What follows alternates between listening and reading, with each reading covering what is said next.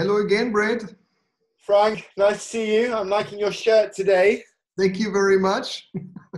I selected it especially for this episode I love it. I love it. because today we decided to go and talk about something very, very practical, about how to efficiently work from home. For a lot of people, this is very new. And let me just, say right away, we're going to touch on a few points that maybe if you're listening, you would react to saying, that's not new to me, but we could put a little bit of focus also on, how is this helping you right now in this particular situation that everybody is in, and how can you efficiently implement it? Make it a little bit practical. Yeah, and I think it's important to recognize, we've talked about it before in other episodes, even when we know these things, it's about the adoption phase. So knowing it is great. Self-awareness is wonderful. Self-management is the key to real development. So I think knowing it is the starting point, and learning how to adopt it is what we're really trying to unpick in our That's conversation. that's so true. So let's try to make that happen. Maybe perhaps we start with communication. Brett, what's different now with regards to communication inside teams, inside a company, between coworkers? What is important right now? Wow, you're starting with the toughest one of the lot, right? Of course. Communication. Everyone's communicating, and we're being asked in a way to communicate even more explicitly now. And nobody, I'm sure, if we asked, would want more communication, right? But how do we create the nuance in our communications with our teams, with our colleagues, to make sure that everyone understands what we're doing, doesn't start to tell themselves stories if I'm not responding straight away? And it's this idea of creating an empathic tone in my communication exchanges with my team, and to find the right mediums to communicate so that people feel connected and they also feel as though they're getting things done. And part of me wonders whether this isn't about communicating more. It's the old adage of how do we communicate more effectively to remain productive and remain sane in these very challenging times. I don't know what you're finding, if you're seeing the same kind of things. We have in communication, in principle, the biggest problem is most of the time, so the multiple ones, but let's say what happens very often is there are actually misunderstandings and misinterpretations. So on the one hand side, as you say, I need to be smarter maybe now on how I communicate something, be nuanced and be clear. But there's also the perspective of being the recipient of information. So something that you would have not misinterpreted if I would walk by your desk and speak with you about something. Let's say you tell me, hey Frank, can you help me with this and that? And I would just, I would stand in front of you, we look each other in the eye, and I would say, hey Brett, I'm at the moment I have 3 other projects that are right now need to manage. And you would go like, right, of course. Now imagine this in a text conversation when I'm texting you, Brett, I need this report by 5 o'clock. And you reply to me, maybe you feel a little bit offended by this, I'm not working for you, whatever's in your mind. And then you just reply back. You try to be nice and say, hey, listen, it's not the only project that I'm working on. And then I read this like, why is he mad at me? You didn't mean to be mad at me, but I interpret it as like, it's like a slap in the face. What kind of reply is that really? So I think as a recipient also, I need to always apply empathy and assume this positive intent. I can't read all the information with the assumption that somebody has a bad intention about me or our communication in general. I think this is really important, right? And it goes for me actually to highlight one of the tips that my team suggested to me actually in recent times, that when we've got those things to communicate, we send the voice message rather than just the written text message. So we record a little, hey, Brad, could really do with some help on getting this project sorted by the end of today. Not sure what your schedule's looking like. And actually, it's easier to, if I was writing this out, it would be 20 lines. But if I record a 45-second message, voice message, send it to you as a note, and then you can say, hey, Brad, actually, it's not the only one I'm working on right now. I've got 3 projects, but listen, I could do it by 3 o'clock. So if that's going to work for you, and I can spend you a thumbs up little message back, and it's kind of mixing and matching the mediums that we've got to, I think the phrase you used before with me is to nuance communication. And I think this is really where we're going here, right? We need to nuance our communication so that we can show empathy and compassion, and at the same time still get things done, because we are being measured and monitored to get things done as well. We can't just forget that. Oh, yes, that's so super true. This is something that happens all the time. And I believe that your suggestion is brilliant.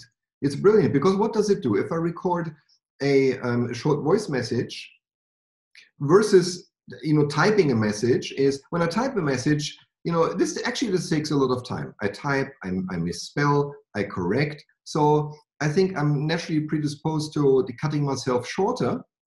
Not write a whole long thing will just take too much time. And if I do that, I'm omitting information. I'm already omitting information because you don't hear my voice. Through my voice, you can read a lot about my intention, my state of mind, and so on and so forth, and what I actually mean. So that is, you add this kind of information by just hearing my voice. But I am also more motivated to add some context and extra information because for me, it's easier to add. This what you just said, for example, like I'm busy with this 3 project, but I really would like to help you. Is it okay if I come back to you at 4 o'clock or something like that? If I would not say that, if I would just, type, have no time. Right?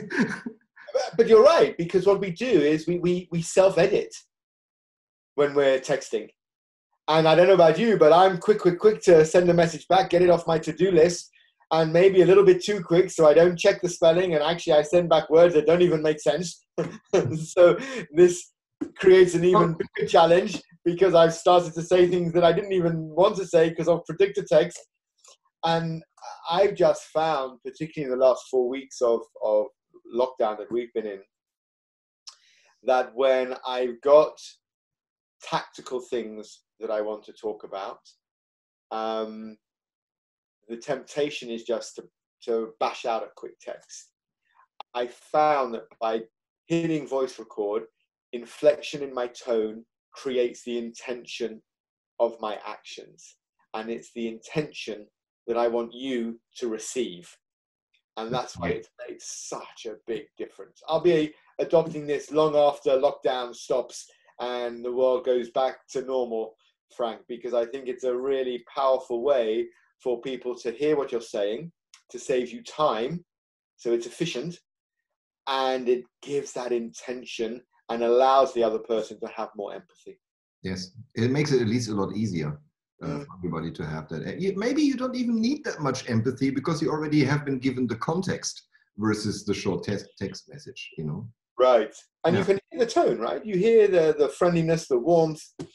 Maybe there's another layer as well to communication that we should just check as well, because if we're not explicit, for example, I send you a message, hey Frank, I've got this project for a client, needs to be done today. When are you free to help? So very open, it's quite warm, could be a hi, how are you with an emoji as well. But actually, you've gone for a walk with the dog. Right. Actually, you didn't take your phone with you. So now the message is not even being read. And now I start to tell myself a story.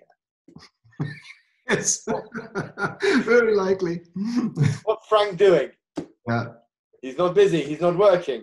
Hang on. It's an hour since I messaged him. Where's he gone?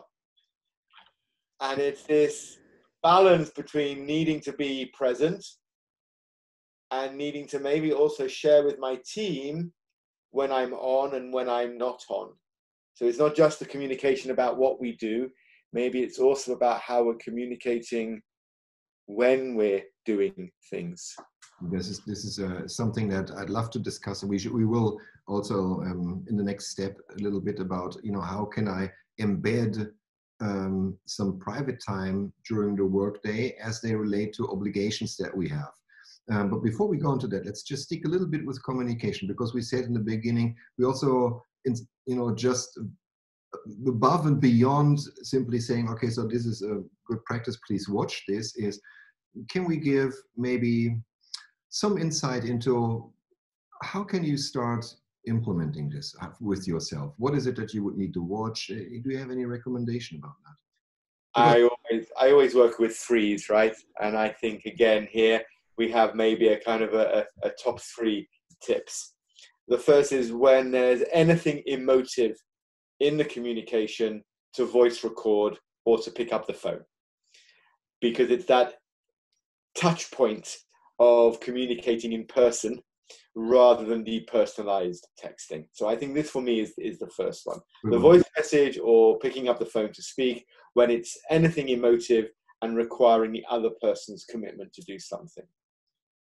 The second tip is the explicitness of the request. So rather than self-editing and making it as short and sharp as possible, if we are going to be texting or using email as our communication, to be really explicit with what we're asking, when it's required, how long it would take, and using some emojis to show that, create that level of empathy, so when the person is reading it, they can somehow feel or touch what you're saying.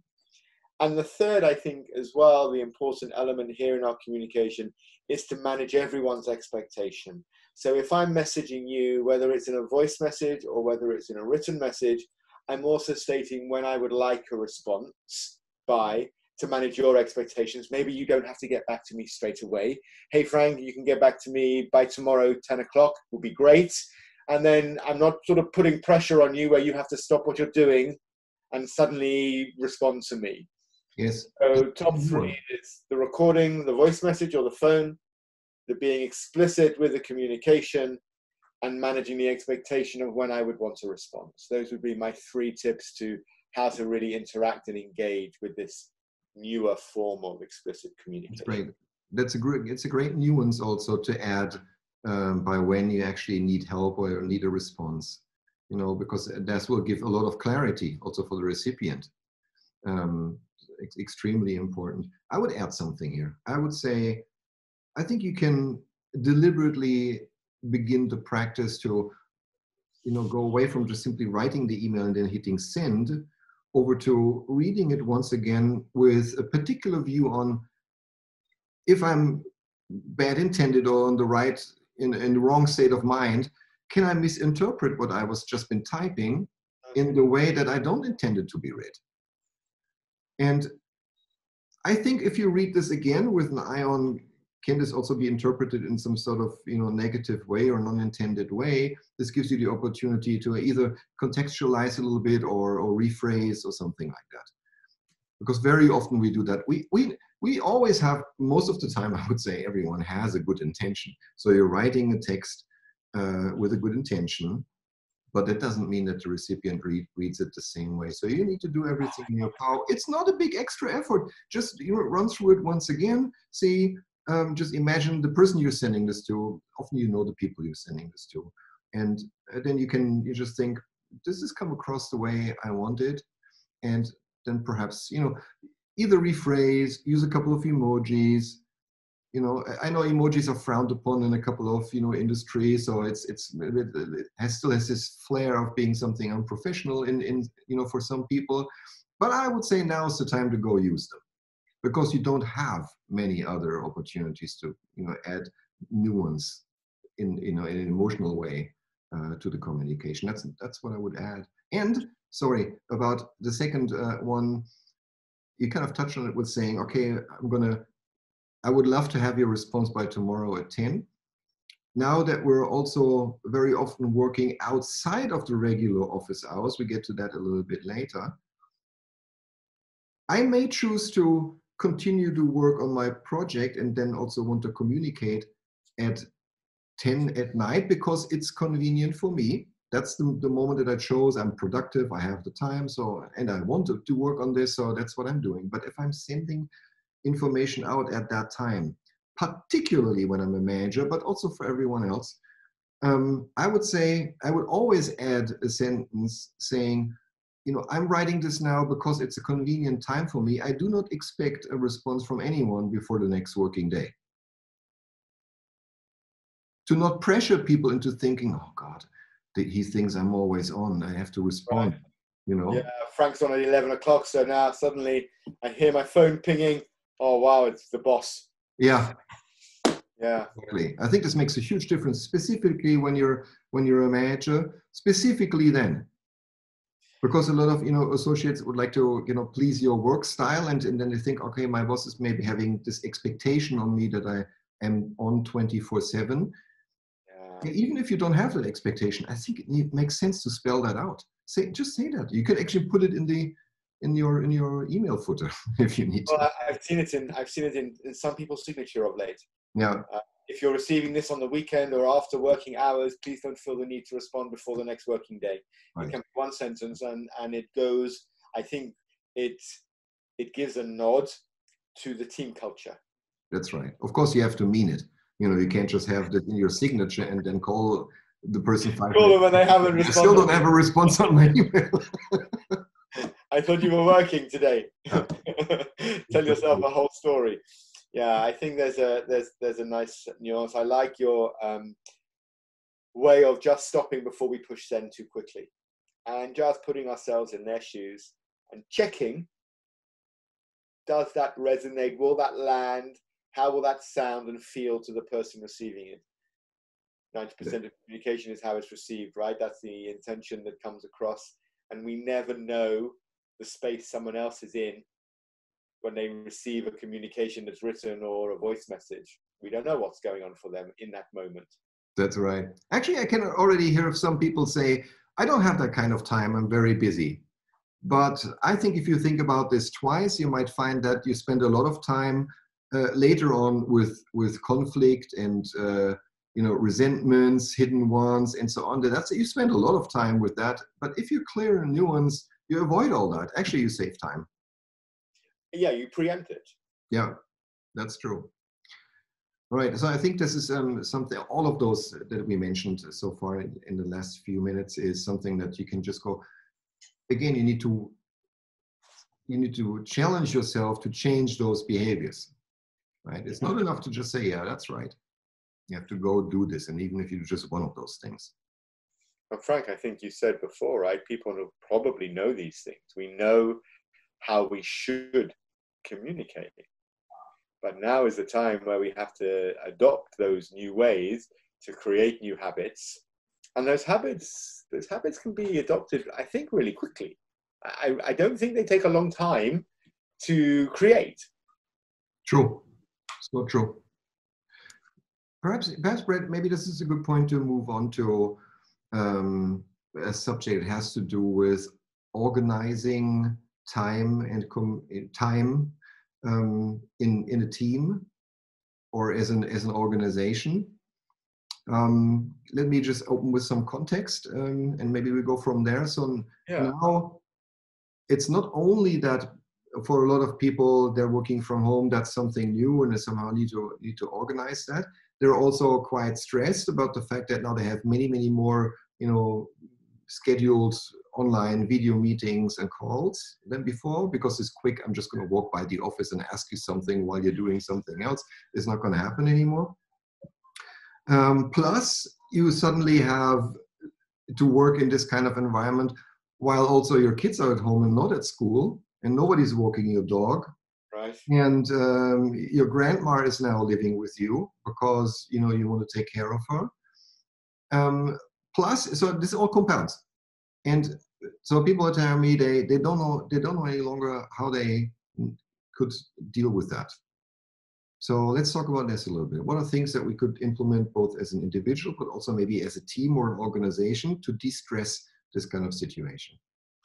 When you've worked with teams in the past, Frank, what do you notice is the greatest stressor in this kind of environment when people feel the stress? What do you see as the triggers? Maybe that's the place to unpick it first?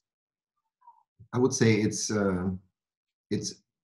either real or imagined expectations that others may have on you on multiple levels, on how you how you look, how your workplace looks, on being available 24/7 because you're online, right? You're not traveling and these kinds of things.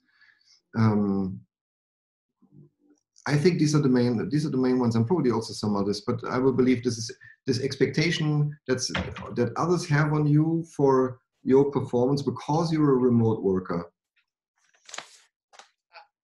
I sense that in order to kind of drive collaboration between people, individuals, and teams, we need to create a culture in the team that recognizes that we're not that 24/7. So it kind of is like it tips for me from your last comment about, letting people know that they don't need to respond today. Listen, if this is coming to you just because I'm working late tonight, doesn't mean you have to. And I think this idea of controlling the stresses is about, for me, one of the first tips. Actually, this was recommended to me by a psychotherapist who I worked with, a colleague, and they used to call it lazy time. Schedule lazy time, she would say. And I would say, oh, what do you mean schedule lazy time? Right. And she would say lazy time are those moments in the day, 11 o'clock, 2:30 in the afternoon, when you just stop working. And you just let your team know for the next hour you're not on point. And you end up by taking some time off, walking a dog, spending time with your kids, watching a video, a movie, a Netflix show, whatever it might be, because we're so switched on in this 24/7 digitally hyper-connected world. And now with everyone working from home, the lines are blurred between work and home a little bit more than they have been. Scheduling lazy time and letting our teammates know when we're having some lazy time is really powerful. One, it allows me to take time off in the day so my head isn't 24/7 in work. Two, I make the time up later because at 6 o'clock, maybe I'm still sending some emails out. I'm not just switching off at 5. It's not a 9-to-5 job anymore. And thirdly, I think also just as importantly for my mental well-being, if I can get used to scheduling lazy time, it means that in my own mind, I'm not feeling and thinking that I have to be working all the time. I can take some time out in the day and make it up a little bit later. So I love this concept of lazy time. Yes, I love it also. Whether it's lazy actually, or whether it's you taking care of something that you have to do in this particular situation right now. In any case, it's a good thing that you would have the ability to just do this without being completely stressed about it. So, but I think this requires teams to talk about this as a strategy or a tactic for everyone and agree to respect it. Yeah. If there's just this one person that out of a sudden is blocking time during the day for anything that's not have to do with work, everybody else will again, is going to put pressure on them. It's going to be the manager, it's going to be the peers.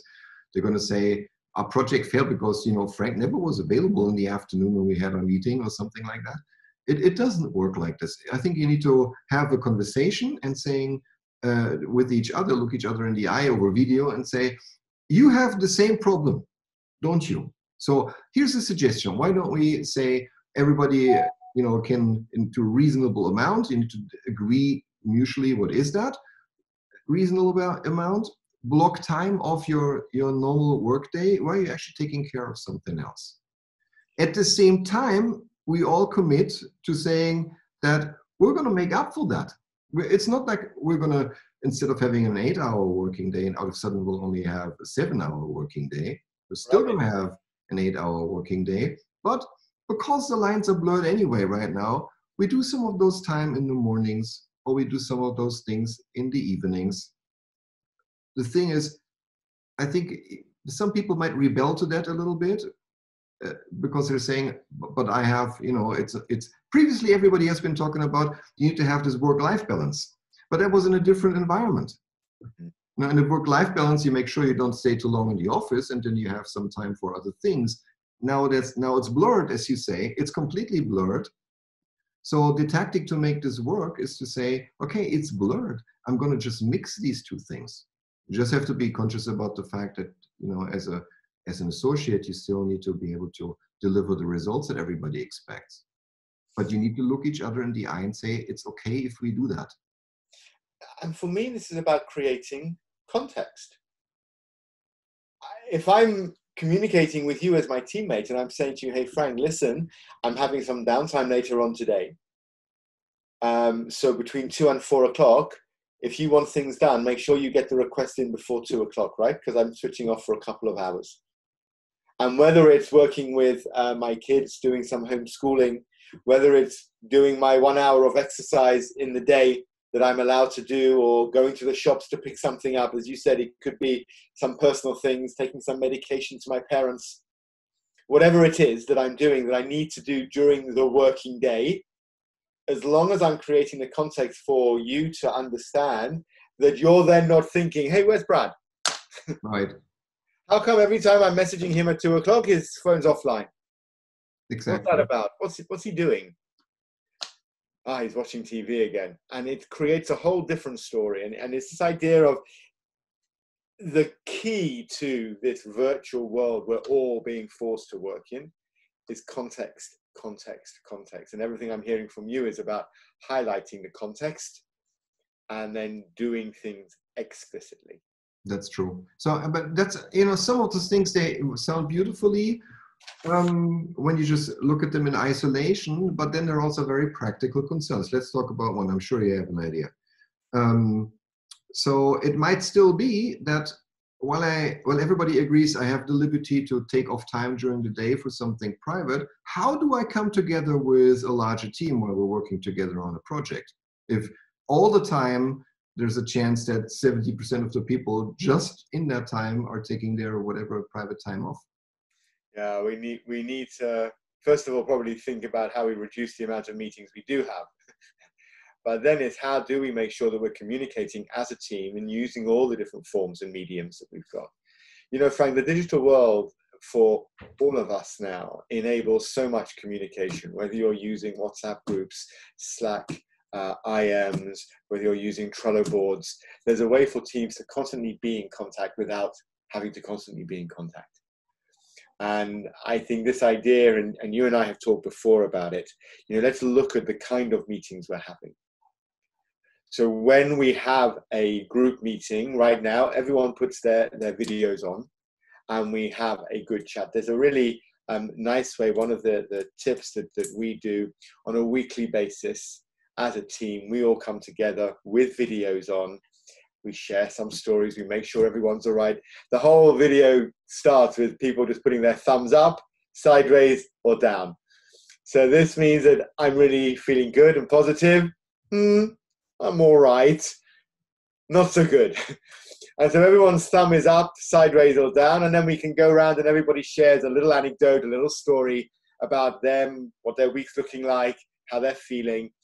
And from this point on, we talk about the kind of meeting. So we measure the expectation of the team right at the beginning of the week. And if we dial in to say, right, we're going to have a meeting on Thursday for the team to look at this project, then this is a moment where the whole team have agreed to. And then the expectation is you come. And your phone is switched off, turned over, on silent, and you're totally present in the meeting. And if that time slot is no good for you, then on that, first meeting on a Monday or a Sunday sometimes when we're, dealing with our colleagues in the Middle East, and they're starting the week on a Sunday, we agree there and then the 1 or 2 meetings during the week that everyone's going to come to. The rest of the meetings, we can engage and interact with each other depending on our schedules and what we're doing inside and outside of our working times. I think that's a great strategy for teams that are of a certain size. How about a larger company? Would something like, maybe co-working hours or something be a tactic for them to use? I sense that they have to, because without it, how would you get alignment? And we know that we've seen, in France in the last couple of years, they changed core working hours before we went to this sort of crazy world we live in today, right? You couldn't call people before 8:30 in the morning, after 4:30 in the afternoon. There were these times. And my sense is that in larger teams, you may have a different experience here, but in larger teams, I think a recognized agreement, like a charter of when people are operating, I think gives us a nice baseline. But the baseline should be the starting point. I don't always think it's the end point. Well, but what's your feeling here? Because these are my experiences. Let's hear from you on this one. Yeah, look, I think based on the fact that now the situation is very special, we have loads of private things, depending on your life situation, that happen at home.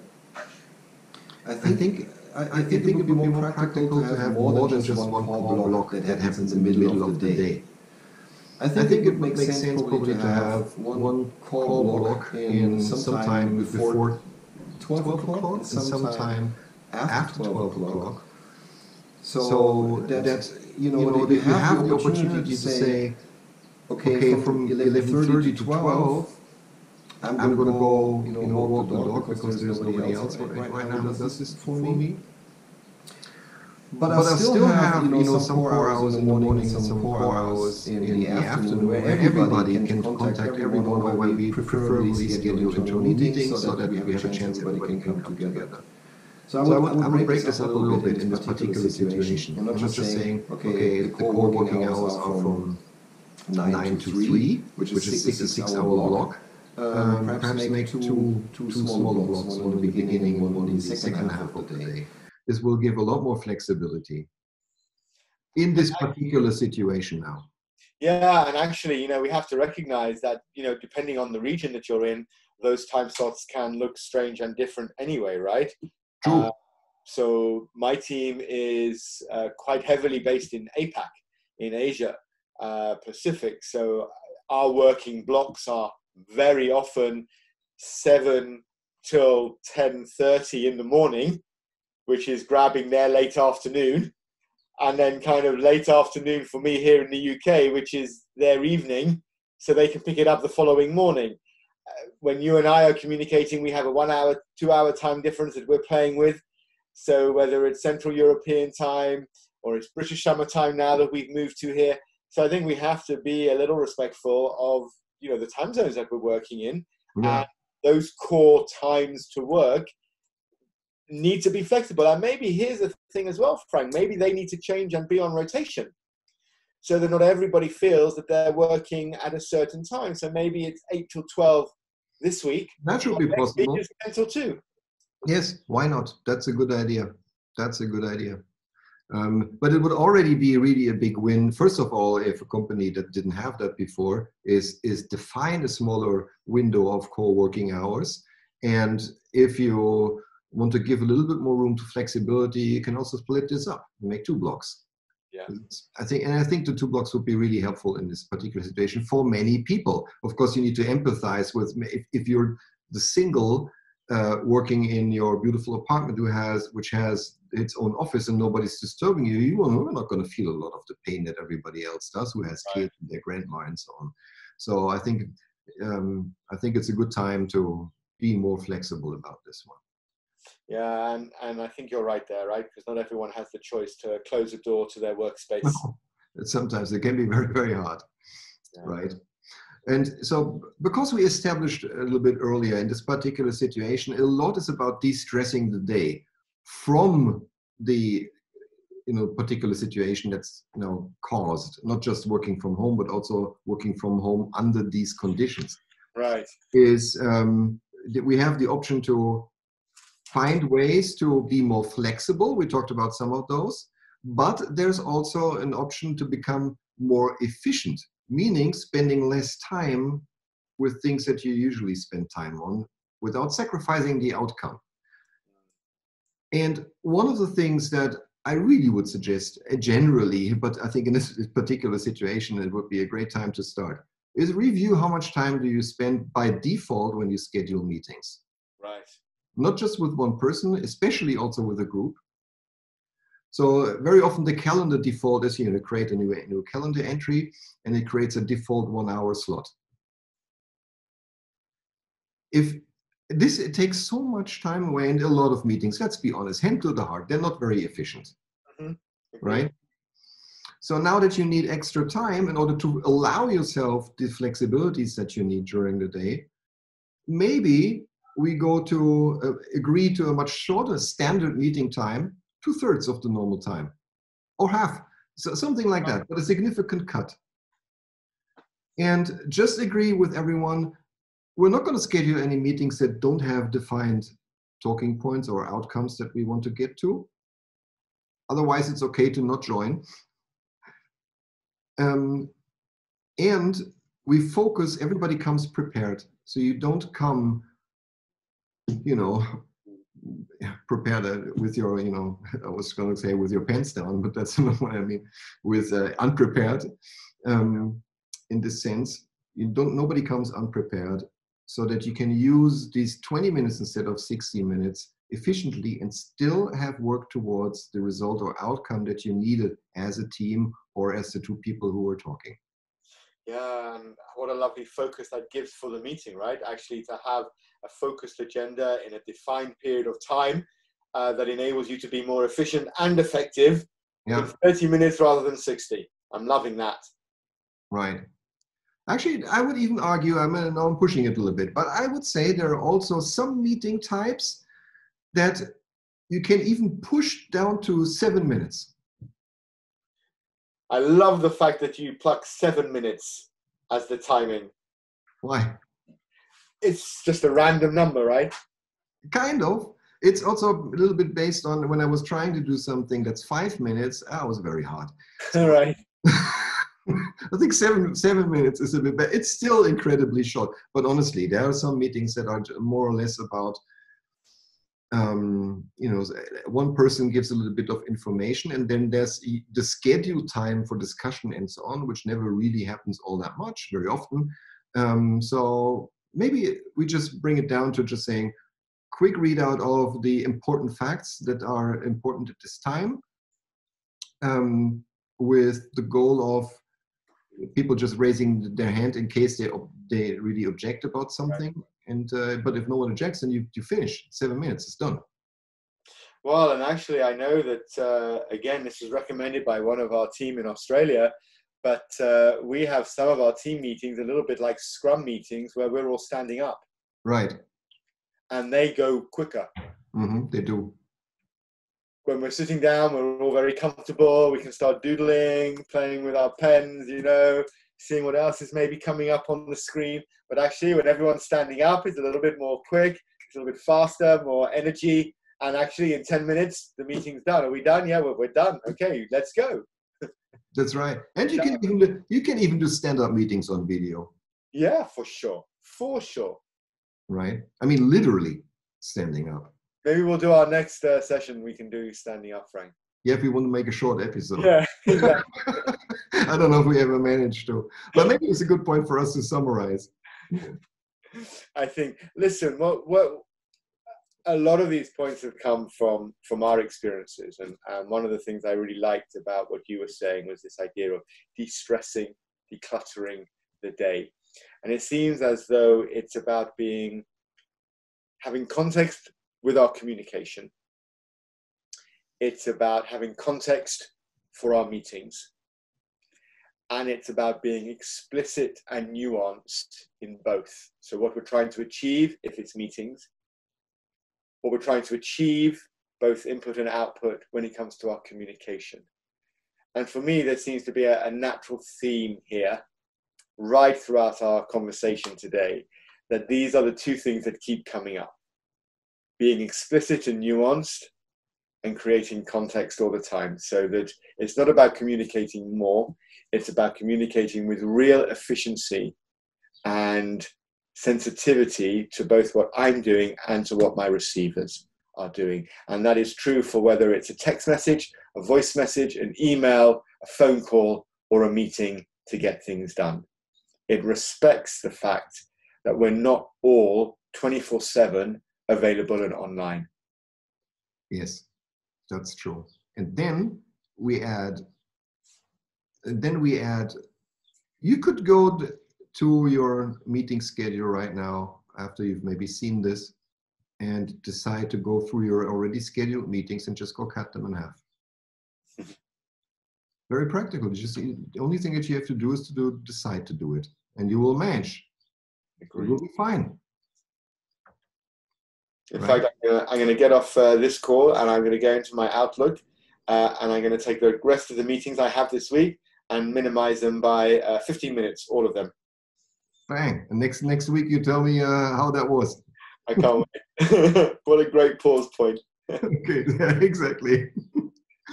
Okay, good. So I think we have a few more things to share, and maybe for another time. Yeah. To do on how to be a little bit more efficient in, for example, your routines and some other things. We do this next time, right? Lovely. Let's do it next week. Okay. All right, Brad. It was a pleasure. Always. And I'll see you on WhatsApp, and we'll schedule the next time for next week. We will. Lovely. Enjoy the rest of the week, Frank. Thanks. Bye-bye. Take care.